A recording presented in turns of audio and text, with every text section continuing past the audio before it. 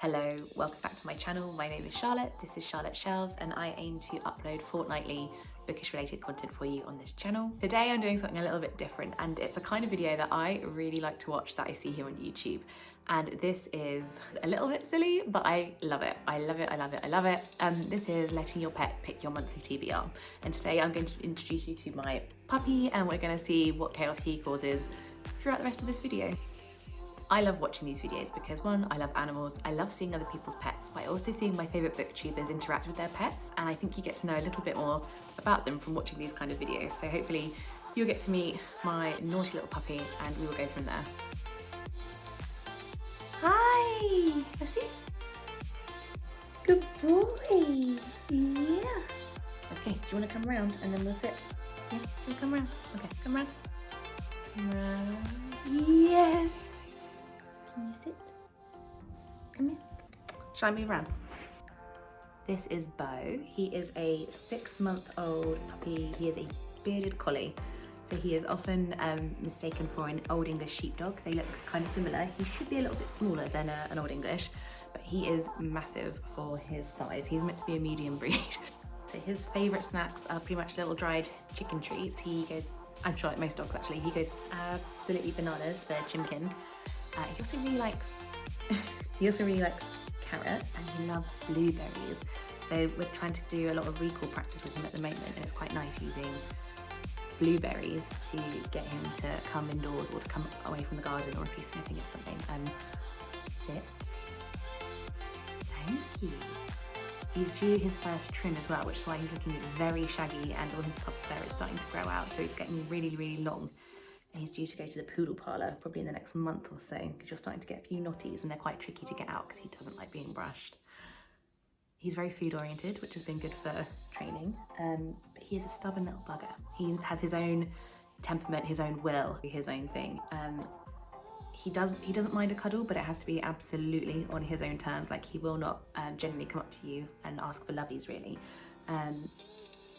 Beardies are generally working dogs, so this one's also, their fur is hypoallergenic, so they don't shed. You have them groomed and trimmed and things like that, because it will just grow out really, really long. I'll insert a picture of what he'll look like as an adult, because right now he's still a bit of a tufty little teddy bear. He's currently just over 18 kilograms, which is relatively okay. We're in a puppy chat with the other people who have puppies from this litter, and he's definitely on the smaller weight side, even though he's quite tall and long, aren't we? One of my friends described him as looking like a sloth in a bear suit, and I thought that was quite accurate for how he looks. I beg your pardon. Was I in your way there? Yeah. Can I have a paw? Good boy. Yes, good puppy. So he knows his name, obviously. So he knows paw. He's getting better on recall and coming when he's called. He has been having off-lead walks, which has been really nice, because he's so happy when he can be off the lead and he can run and tear back and forth and run around and do his own thing. That's when he's happy and happiest, and he burns up so much more energy because he runs back and forth between us. Having a puppy has been a lot harder than I think either of us, my partner and I, originally anticipated, and it's been really challenging. We grew up with very large breeds, both of us on both sides of our family, and we had done so much research, we had watched so many YouTube videos, and we signed up to a little online puppy training course that we were following and things like that, and it still doesn't prepare you for how difficult it can be sometimes. And a lot of the videos that I see on YouTube show a lot of the highlights of getting a puppy and puppy training, whereas they don't always show how tricky it can be at times. Like, he's been a tricky puppy, and he, like I said, he's got very strong will, and he's getting there slowly but surely. Like, each month his training is getting better, his recall is getting better, and the things that we want to work on with him, because we want to be responsible dog owners. Yapped enough about my dog, who I'm obsessed with. I'm gonna get my TBR, bring it in, and I think I'm gonna put treats down and see what he picks for my month of February, which I'm really excited for. After he's picked, I think I want to pick maybe 8 books for February. I know that's a little bit much, but I'd rather err on the side of caution for what I'm aiming for. And then what I'll do is I'll run you through which items he chose as such.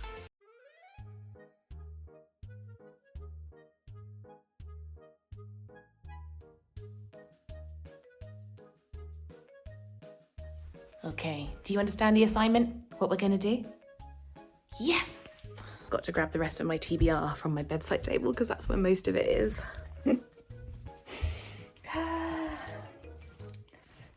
Okay, are we ready? No. Hello, can you sit? Okay, can you stay? And I'm gonna put some books out and then you can have treats, okay? Good boy.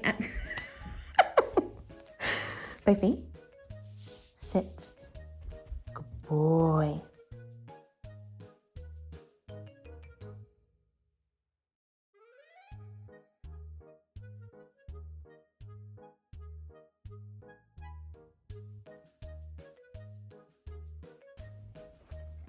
Okay, I think we're just eating them in order. Oh, okay. So the first book you picked was the closest. How is this going to work?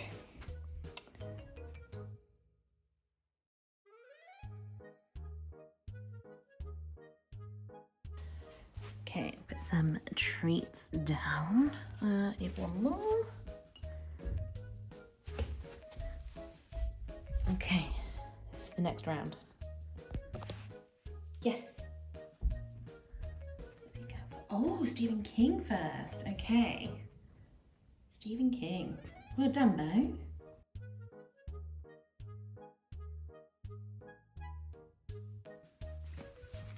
Bo. Round 3 going down.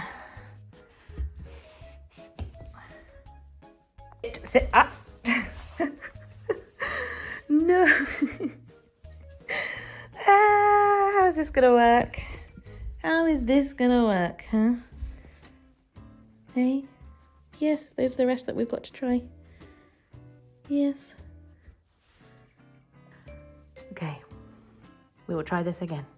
For God's sake. Okay. Well, both times you went for the Fury first. So maybe that's February. I wonder if other people had this sort of trouble. Or like, you're normally good at waiting. You are. You're good at waiting. What's going on today? Round 4, I think. Uh-oh, what's he found? You just chewing that book? That's the one I'm currently reading.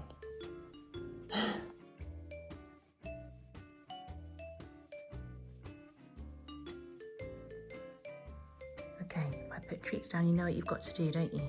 Yes, good puppy. Okay. These are the next ones.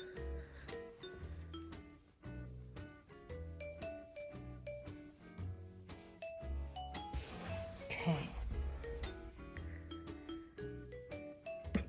Yes. Yes. Okay. I'll take that one away. So you definitely didn't want me to read Black Sheep this month. We're going with Jessica, Not Right Young Women. So far we have got 4 books chosen. There are 2 that are sort of seasonally appropriate that I kind of want to read in February because it's the month of Valentine's, so those will be included. So I need him to pick me 2 more books. He's kind of getting the hang of it now. He's sitting and waiting rather than trying to eat the treats as I'm laying them down.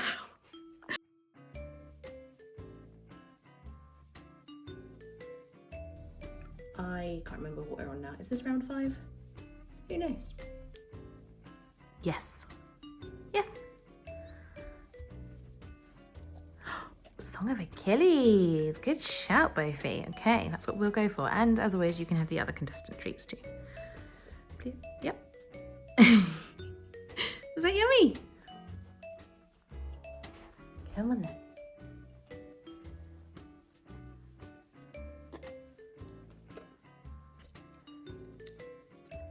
Can you sit?